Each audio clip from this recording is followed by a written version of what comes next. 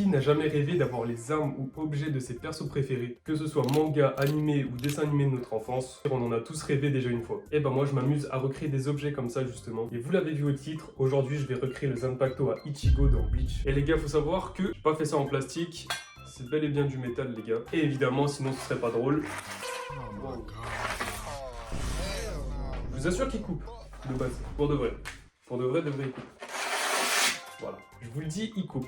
Donc dans cette vidéo, je vais vous montrer comment je l'ai fabriqué de A à Z. Vous allez voir toutes les étapes de la fabrication et également toutes les galères que j'ai eues pour le fabriquer. Parce que oui, j'ai rencontré un petit paquet de galères quand même. Et aussi à la fin de la vidéo, je vais le tester sur un ananas. Donc regardez bien jusqu'à la fin, vous allez voir que ça va être très stylé. Bref, je vous laisse avec la vidéo, bon visionnage à vous. Bon les gars, donc pour fabriquer le sabre, je vais me servir de cette plaque en métal là. J'ai fait un petit plan. Ce que je vais faire, c'est que sur la plaque que je vous ai montré, je vais reproduire donc cette partie là. Et ce que vous voyez ici, les bandes et ça, ce sera un tissu que je vais mettre autour du manche. Et la partie qui est rayée, c'est juste qu'elle sera peinte en noir. Et ici, on laissera tel quel. Seulement 20 secondes de vidéo et on a déjà un problème. Bon, déjà, il faut savoir que de base, je voulais que le sabre soit vraiment fidèle au manga, y compris sur sa taille qui est de 1m74. Et à ce moment, je commence à comprendre que ça va être un peu compliqué. Donc le sabre fera tout ça.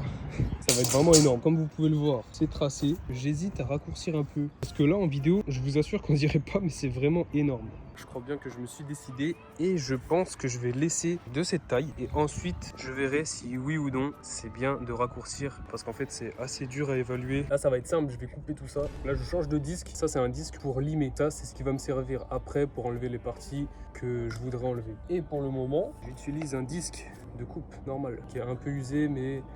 Gars, ça ira. Ouais, enfin ça c'est ce que je pensais, parce qu'après avoir utilisé tous mes disques pour rien, j'ai compris pourquoi ça coupait pas. Disque de coupe pierre.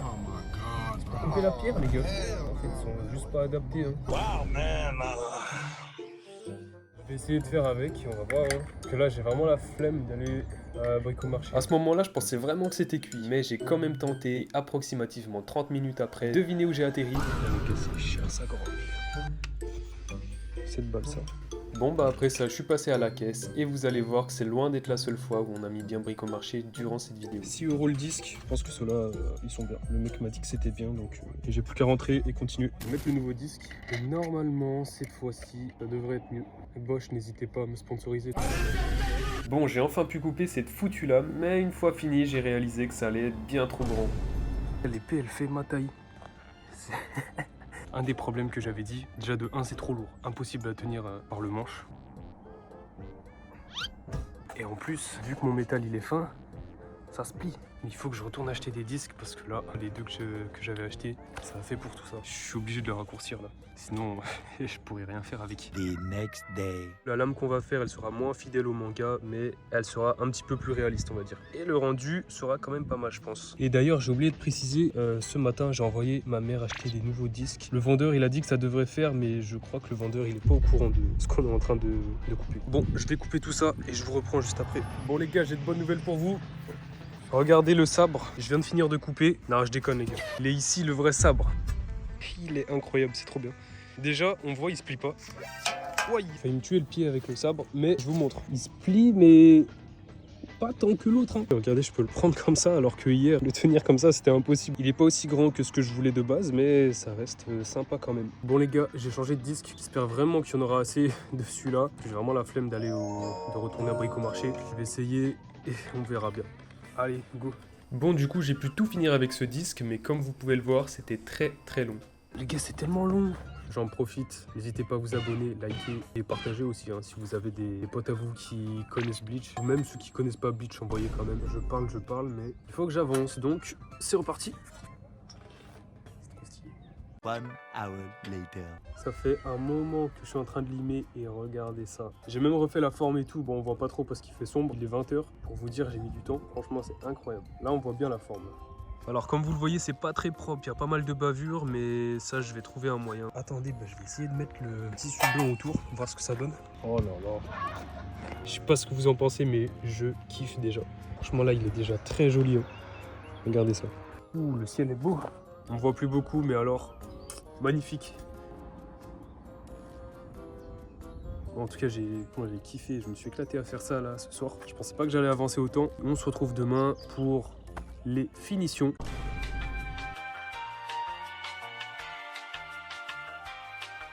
Bon, finalement on se retrouve une semaine après. Je suis revenu avec plein de matériel, ça va être incroyable, je vous montre. Ça c'est moi qui ai acheté pour rendre lisse, enlever toutes les petites marques qu'on voit ici. Ensuite pour la partie noire de la lame, mon père il m'a pris ça. Bon ça y est, j'ai terminé, j'ai donné une meilleure forme. Là j'ai fait un petit peu plus courbé ici et j'ai essayé de faire une courbure sur le haut. Et maintenant ce que je vais faire, c'est que je vais enlever toutes ces petites bavures ici avec mon papier ponce. Bon, comment vous dire, le papier ponce il était tellement fin que ça a rien fait du tout sur la lame. Mais dites-vous que là, je suis passé ici et en fait c'est juste lisse au toucher, mais visuellement c'est éclaté vraiment.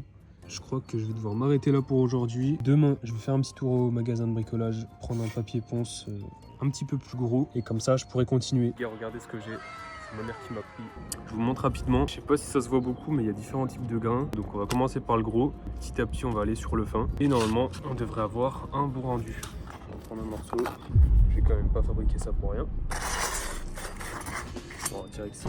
Bon, là, j'ai commencé à limer et je me suis rendu compte qu'il y avait encore un problème. Oh putain, c'est pas possible. Je me suis rendu compte que le métal il est composé de couches, j'ai l'impression. Le sabre il est brillant et par-dessus il y a une espèce de couche un petit peu plus grise. Ce qu'il faut que je fasse à mon avis pour enlever ces bavures là, c'est de limer la partie grise et ensuite il n'y a plus que la partie brillante. Donc regardez, j'ai fait ça sur l'autre côté, ça n'a rien à voir. Toute la partie est brillante. Certes on a encore des bavures, c'est pas parfait, mais je pense que là du coup si je passe un coup de papier ponce, ça devrait pas laisser trop de marques. Donc je vais faire ce côté là et ensuite je repasse au papier ponce. Regardez comment ça brille, c'est beau carrément. Du coup j'ai plus qu'à essayer de poncer, je vais voir ce que ça donne. Du coup j'ai commencé à poncer avec différents grains en allant du plus gros au plus petit et vous allez voir que j'ai eu un résultat plutôt pas mal. Bon bah ça y est, j'ai terminé de poncer tout ça. Il y a encore des bavures mais ça vraiment j'ai pas réussi à enlever et d'un côté je me dis que c'est pas mal. Ça fait un petit style, je pense que ça rendra bien une fois peint. Maintenant je vais mettre du scotch de marquage et je vais pouvoir peindre en noir le haut de la lame. On arrive à la partie qui est pour moi la plus importante de la vidéo et donc avant de mettre le scotch de marquage, j'ai tracé une ligne au crayon à papier pour savoir à peu près où j'allais le mettre. J'ai mis du scotch des deux côtés et j'ai commencé à peindre la bombe de peinture noire, celle que je vous ai montrée plus tôt dans la vidéo. Ensuite j'ai enlevé le scotch de marquage et vous allez voir que j'ai volontairement laissé un résultat pas très propre parce que dans tous les cas je voulais repasser au pinceau dessus pour avoir un effet un petit peu progressif comme dans le manga. Bon les gars, je m'en suis vu mais je l'ai bien coincé dans le bout de bois comme ça sèche au soleil. J'ai repassé un coup de pinceau tout le long pour que ça fasse un petit effet un petit peu, je sais pas comment dire mais bref, vous avez compris. Par exemple, ça nous... Et de l'autre côté, descendu un peu trop bas sur la peinture, ce côté là il me plaît pas, je préfère l'autre. Demain, une fois que ce sera sec, je vais passer un coup de papier ponce dessus pour que la peinture elle soit au même niveau des deux côtés. Et après j'aurai plus qu'à mettre le bout de tissu ici, aiguiser un petit coup, le plus gros effet. Donc ça c'est cool. Bon ça y est, j'ai terminé de poncer. Franchement je sais pas s'il y a beaucoup de différence, à part que j'ai abîmé la peinture ici. Et je vous montre l'autre côté aussi. Il faudrait que je fasse un petit peu plus progressif ici. Je vais essayer de faire ça. Bon du coup j'ai essayé de faire mieux. En vrai là, le résultat je le trouve plutôt pas mal, c'est ce que je voulais. Dites-moi ce que vous en pensez en commentaire, mais moi franchement je trouve que c'est pas trop mal hein. Franchement, bon bah là, je vais aller mettre le tissu autour. Bon, on arrive à l'étape finale de cette vidéo et vous allez voir que c'est aussi vraiment simple. J'ai simplement enroulé le morceau de tissu autour du manche. Et voilà le résultat final. J'espère vraiment que ça vous plaît. Moi en tout cas, je trouve que je l'ai plutôt bien réussi. À vous de me dire ce que vous en pensez dans les commentaires. Et en attendant les gars, on est parti pour le test de coupe.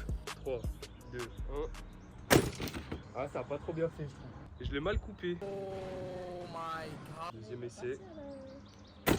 Comme vous pouvez le voir, il coupe vraiment pas mal. Et bon, après j'ai essayé sur une bouteille, mais ça c'était un flop. Bon, ça y est les gars, c'est la fin de cette vidéo. J'espère qu'elle vous aura plu. Moi en tout cas, je me suis régalé à la faire, c'était trop cool. N'hésitez pas en commentaire à me donner des idées de choses que je pourrais faire pour les prochaines vidéos. Évidemment, n'oubliez pas de vous abonner, liker, partager et même de booster la vidéo. Ça m'aide vraiment énormément. C'était Palmy, merci d'être resté jusqu'ici dans la vidéo. Allez les gars, je vous laisse, à la prochaine.